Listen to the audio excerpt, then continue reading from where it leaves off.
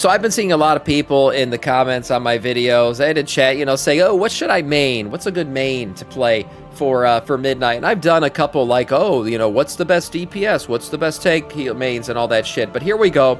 This is your 5 safest classes to main. And by safe, we mean, these classes typically will hold strong for the entire expansion. There's some classes, a lot of times they hit strong out of the gate and then they fall off, or other classes maybe towards the end of an expansion they're good, but the rest of the expansion they sucked, or maybe there's some that sucked the entire expansion. I don't know, feral druids or something. But this is your final 5 safest classes that you could main in midnight. Let's check this video out. Alright, picking a main at the start of a new expansion can always be stressful, and while usually players look for something like best performance or classes tied to power, I think the most important decision is how safe a class is going to be. Let's be real, most of us have lives now. We don't have 3 or 4 hours a day to play. We're looking for something that's reliable. I feel attacked. I mean, I'm streaming 3 to 4 hours a day. Why is he attacking me this way? I don't know. Versatile and still fun months down the line from now. Welcome back, ladies and gentlemen, to the channel. My name is Sky, and today we're going to be breaking down the safest classes you could main overall in Midnight World of Warcraft. So just real quick, for me, my decisions into main is just I'm going to play Blood DK. Dust says, I've always been a Shadow Priest since TBC. Appreciate the work that goes into your stream. Thank you. I appreciate that, Dust. Yeah, I just main the same thing. Whether it's going to be good or bad, I'm here, play my Blood DK. Why? Because it's just fun to me. I enjoy it. But that's always a good way to pick your main. But let's check this video. Up first, see what he you says can't talk about Druid, safe mains in World of Warcraft without starting with the Druid. It's the only class in the game that covers every role and every playstyle, and wow. Melee DPS, range DPS, tanking, healing, all on one character. And heading into Midnight, all 4 specs are in a good spot. You're also one of the only classes in WoW that has a battle resurrection, and your raid buff truly makes your utility substantially better than the rest in the game. I would say no matter how the meta shifts, Druid will always just work. You're never locked into that single role, and if a spec is ever not working out, you have 3 other ones to try out and see if you can't make something happen in terms of content. That flexibility alone removes so much risk when you're picking a main for an expansion. I mean, he makes a good point here. I thought he was going to get specifically into specs or something, but if you're just talking classes, he's right in that you pick a class that can play all 3 roles, or in here, you even got technically 4 because you're talking melee and range DPS. Odds are one of these is going to be good and viable for you to play during the entire expansion. So, yeah, that's a good way to pick it. Druid out the gate. And the one good thing about Druids, too, is you can be a closet furry, right? Like, you sit there in your human form, your boomkit form, and like nobody's going to call you a furry, and then you can go bear form or cat form and, live out your true, internal fantasies. I also feel personally that the pruning didn't just strip them down. Now, if you're a Worgen, something like that, or a Valpyr, then you're just, you're flat out. You're putting it out there. You're a furry. It actually made them a lot better for the rotations, and every spec feels substantially better than most in terms of raw rotation and gameplay. I love that Druid scales in all forms of content really well also. Solo content feels good with Delves and Prey. Group content, you're always going to be needed, and if you enjoy versatility, of course, you can swap whenever you need. I will say it does take some skill to pull off how a Druid plays, but overall, if you're ready to invest, this is a very safe main in the game. I would say when comparing specs individually, the highest value by far right now has to go to the Restoration Druid, as they're performing one of the best healers in the game now. Guardian is doing better, and the changes have done wonders for them, but still, specs like Protection Paladin and Vengeance are meta and overall just dominating the game right now. When it comes to Feral and Balance, I would say there were some improvements heading into this expansion, but some number tuning could really go a long way for them, as they've been definitely getting overlooked compared to some other DPS specs in the game. I joked about Feral before the video started, but I just feel like I haven't been seeing them. Like, it's been a very long time, honestly, since I've run a dungeon with a Feral Druid. And that probably just goes to the fact that they've been so up and down, and they haven't been consistently good in quite a while.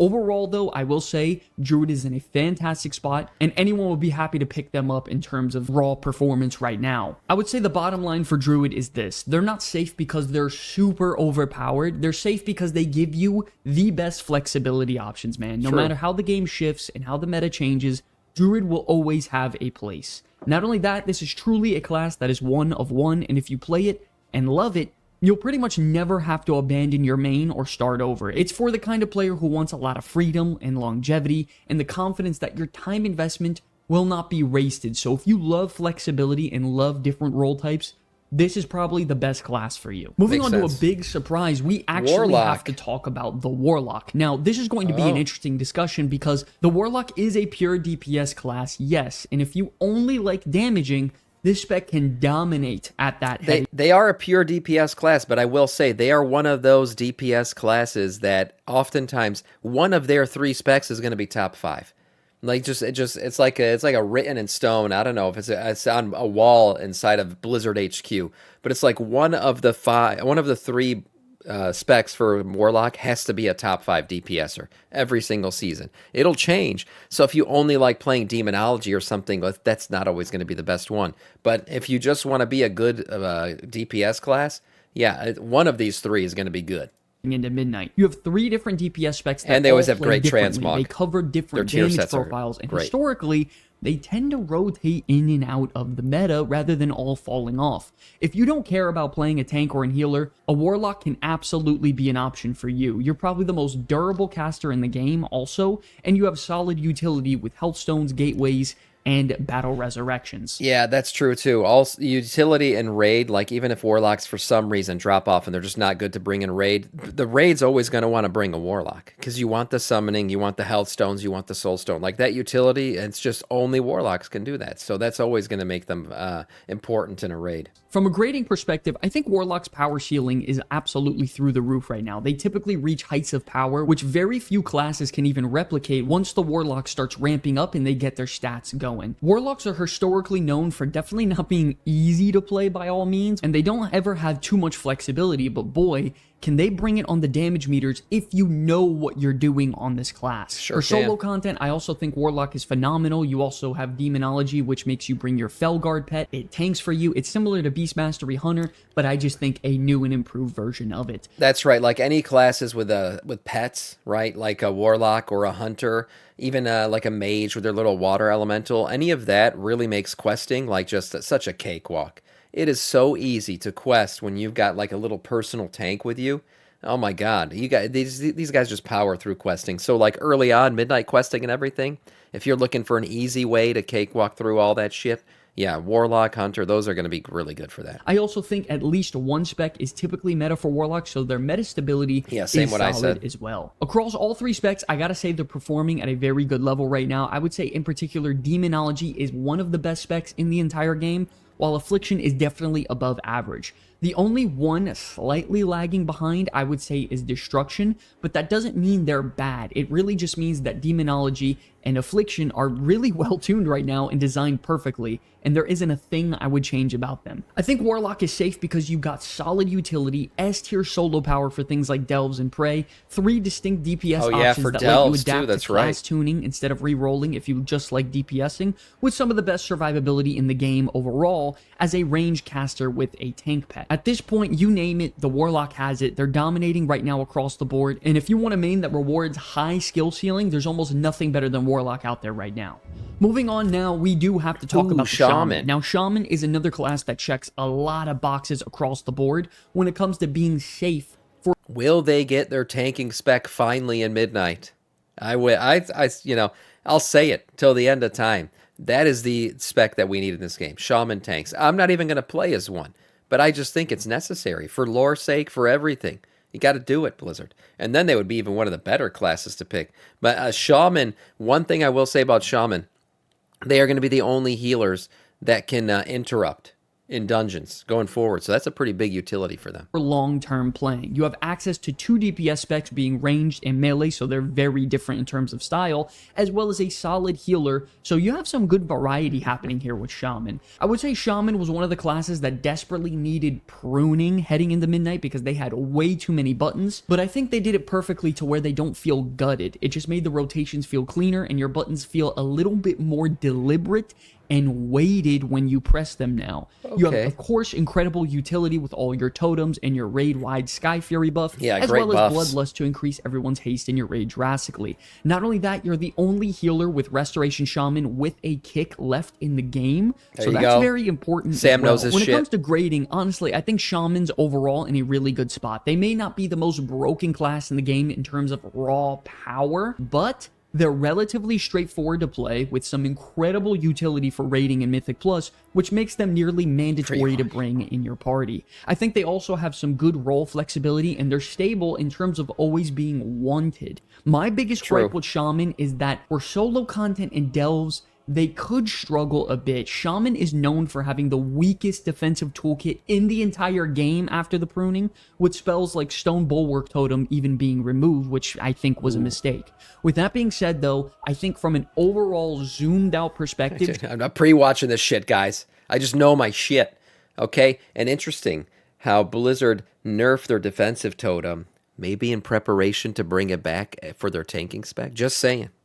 Hey, maybe. Shaman's performance is exceptionally well in terms of group-based content, but for solo content, they may struggle a bit. Now, for each spec individually, I gotta say right now, all 3 specs are performing very well. Nice. They're all getting great value, and they all offer a very wide variety of gameplay. I know some healers may be upset about Restoration Shaman's pruning, but the truth of the matter is it's still a good healer right now that's very, very easy to pick up and learn. I think Enhancement's rotation has become a lot more fluid, and overall the gameplay's improved, while Elemental Shaman got a couple new toys that make them very exciting. I would say the bottom line is this: Shaman is safe because it brings things groups will always need. You got Bloodlust, good crowd control, interrupts. They become more important when the content gets difficult, and that's what makes them great, man. This is a class that will always be useful and always welcome and flexible. If you want a main that is good for group content and playing with other people, bringing Shamans. I think Shaman is a sure hit heading into the expansion, no doubt. Moving on next, we have the obvious. We gotta talk about Paladin. I mean, this is a Paladin expansion. It's going to be all about the light. Every Pally gang person's going to be out there doing their Pally shit. They're really good at tanking right now. Their Retribution, you know, like Retribution isn't always like top, but it's just always so mid. Like it's hard to be shitty as a Retribution Paladin. You know what I mean? Like they're just there. They're always in the middle. If you're really good, you can pump up hard, and if you're not that good, well, the floor isn't that low for you.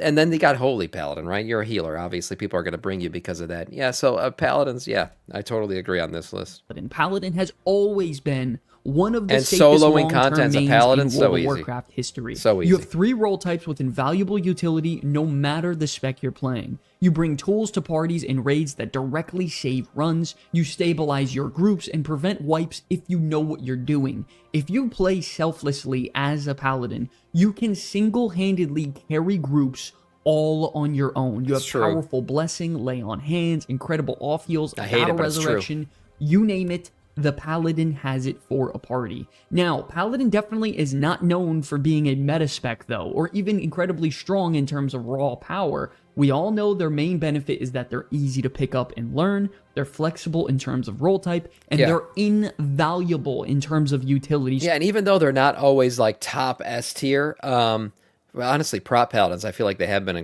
for quite a while now, but they're just never at the bottom either. Like, they're just a very safe class to pick up and play. And, like, whoever made the Paladin rotations and shit, everybody says it. It's fun.